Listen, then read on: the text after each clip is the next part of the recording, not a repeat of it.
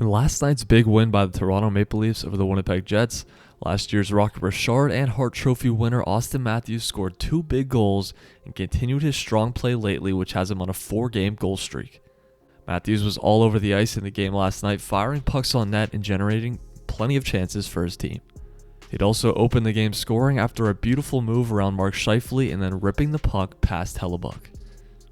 Matthews would score again shortly after his first as he found himself wide open in the slot and made no mistake with a rocket of a shot.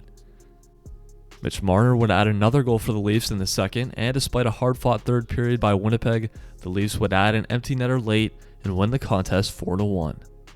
Auston Matthews had a great game and has had a really strong season as well, but he hasn't been scoring or putting up points at quite the rate he was last year. Last night was just his second multi-goal game of the season, while last year he had 15.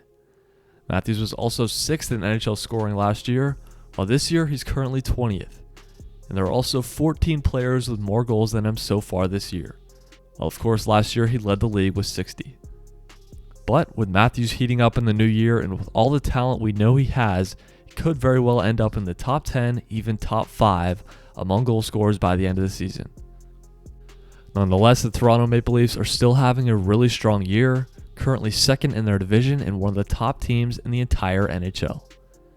At the end of the day, all the fans likely care about is what happens in the playoffs, because as everyone knows, Toronto hasn't been able to win a playoff series in quite some time.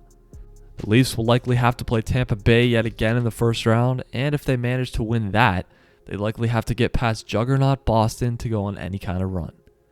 Is this the year that the Leafs finally slay their playoff demons? And is Matthews saving his best stuff for postseason action? I guess we'll see. Let me know your thoughts down in the comments.